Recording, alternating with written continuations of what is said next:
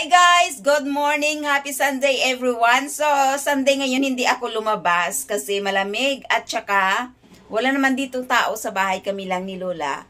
So, today's video guys, no, magluluto ako ng aking breakfast. I mean, magbe-breakfast ako. So, ito pala, no, may tinapay pala ako na binili sa Philippine store. Dito, Tinapayan Festival. Galing ito siya sa Maynila. Okay, halin inisa sa Maynila. Ano siya? Spanish bread ang tawag dito. So, ngayon is, dahil malamig dito, ilagay ko siya sa aking turbo. Okay, so, tara. Mag-coffee tayo at mag-enjoy tayo ng breakfast natin today's video. So, preheat ko na to siya guys for 5 minutes. So, and now, dahil maano na siya, mainit na siya, so, ilagay ko na ang aking tinapay. Ayan. Baliktarin lang natin. Dalawang tinapay lang naman yan ang maubos ko eh.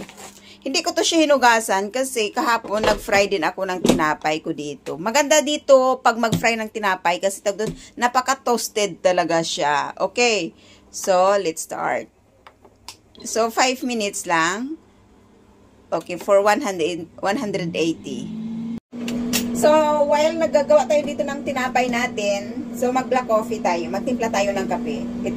Ito yung gusto ko na mga kape is yung black coffee, hindi yung 3-in-1. Actually, may binili si Amo sa akin ng 3-in-1 na coffee, pero hindi ko pa na-try. Pero binigyan ko doon yung aking kaibigan, kapitbahay ko. So, pagkatapos nito, yun na siguro ang i-consume ko. Masarap kasi siya guys, pag black coffee talaga, yung malasahan mo yung ano, yung mapait-pait, tapos yung tinapay mo is manamis-namis. So, talagang sampat na sampat talaga siya. So, ayan. Tapos na yung turbo ko. So, kunin natin. Ayan, tingnan nyo, oh, ang color niya. At saka, ang ano niya, ang balat niya, crunchy. Basta, ano siya, turbo siya.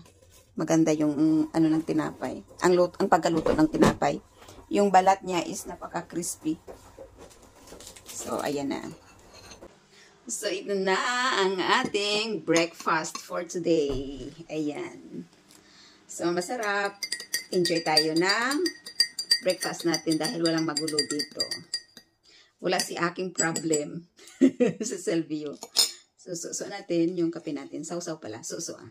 Kapag yapon, suso na di ba? Ilong ko.